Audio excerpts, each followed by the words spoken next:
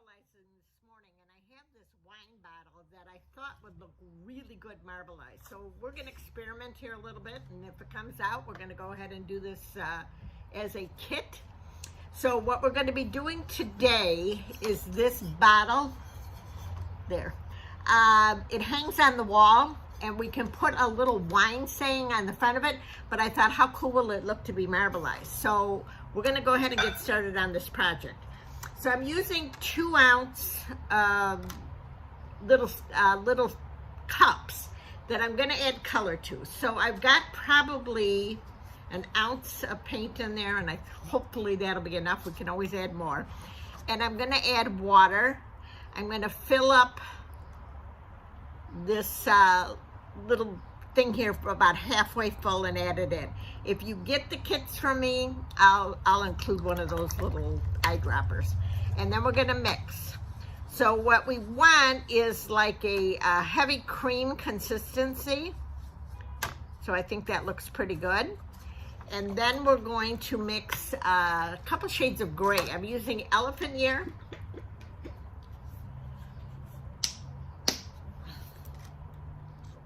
And again, about halfway, so it's probably an ounce of color. And that's number 90 by Mako Stroke and Coats. And again, a little more than halfway. We're gonna mix this up.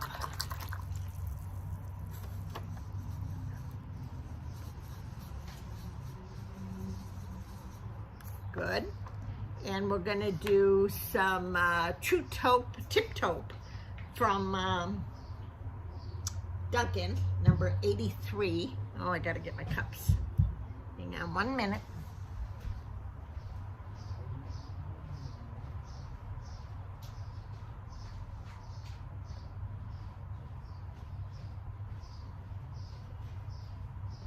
Sorry, I just washed them out from the last project.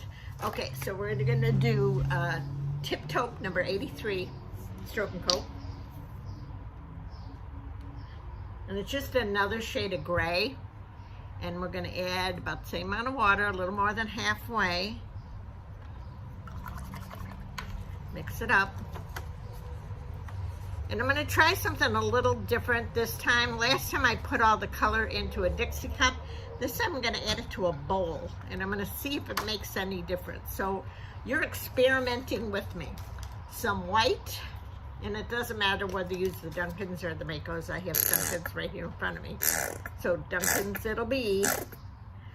So some white. Again, about the same amount of water. And it's all right that this water is mucky for me, so whooshing the brushes out, and it's okay. Okay, white. So right now we've got 2 shades of gray, black and white. And then I decided I just want to add a little bit of like a turquoise, which is Blue Yonder. That's what I'm going to add. So I'm going to do a little bit of that. You could keep it just in the grays if you want, or you could add this little bit of color. I just think it'll look really cool. And it doesn't matter what color you add for a color, but all the rest of them are kind of the same hue. Black, white, grays. Okay. Now you've got to have something to catch this color on. This one needs a little bit more water. I'm using, we've been painting in the house, so I'm using just paint trays that I have. These plastic trays are like a dime. So it'll be a good thing to catch color on. I'm going to use a paper plate too, but you could just as well just use that and then throw them out when you're done. Okay. So now I'm going to take the bowl this time. Last time I did it in a cup. This time I thought it'd be a little easier for you to see exactly what it should look like. And we're going to start with the white. We're going to dump it in the bowl. Let me get out this excess color so we use it all. Okay, good. And then right on top of that, we're not doing anything different. We're going to pour in the gray.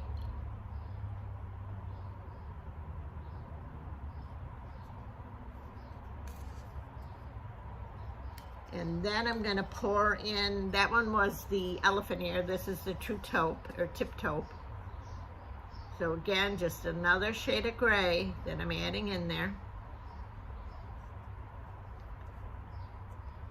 Then I'm going to add the black.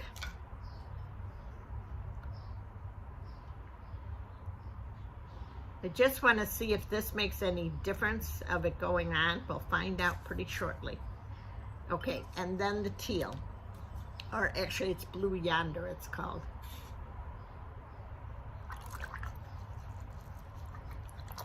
All right, let me get the excess of this out. Okay, and then we're gonna take and just lightly mix this up. So it's just gonna be like a little swirl. See what I did? And that's what it should look like, whether you're doing it in the cup or doing it in this bowl. Okay, so now we're gonna take the bottle. I'm trying to figure out the easiest way I'm gonna be able to hold this. I think by the neck. So we'll do the bottom part of it first. And we're just gonna dump this color on there.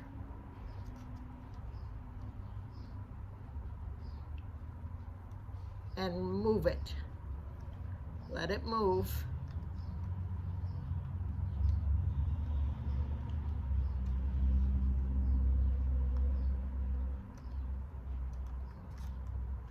And you can hold it in different directions, and different directions it's going to roll different ways.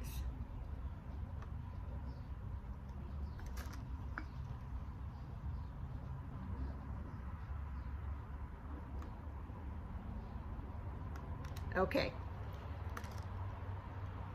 Make sure that there's no just bits showing. So that took about the whole container that I used, and I still have the neck. So I will mix up a little more color to do the neck. And we got a couple white spots here that I'm just gonna hit with the brush and then let the color run down. Now this will move for a few minutes. It won't move very long, but I think this is very cool.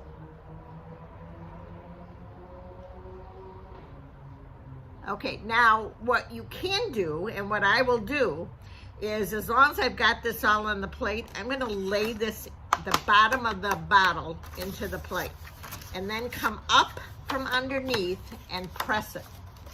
So this will actually put it on the back side, see?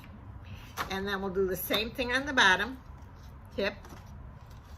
And a little bit more I gotta get on there. But you gotta, where it's indented here, you definitely have to press it up. Got a little more on the top over here. Okay, then I'm gonna let this dry. I'm going to mix up a little more. It's gonna take about 30 minutes, so I won't show the whole video. We'll end it right here. This is gonna take about 30 minutes to dry. I will put it on, I wonder if I can just set it here. No, I'll get a couple stilts and I'll stick it on a couple stilts and just let it dry. Let it dry thoroughly, and so you can grab the bottom half, and then we'll do the same thing to the top half of that neck. But look at how cool that looks. Okay, so I hope you enjoyed this. We'll post these all at the same time. The gecko that I did earlier, the bowl that I did, and now this piece right here. This wine bottle. And like I said, I'm gonna get done, and I probably will put a little wine saying with vinyl on the front of it in white. It'll just set it off. So thanks for watching.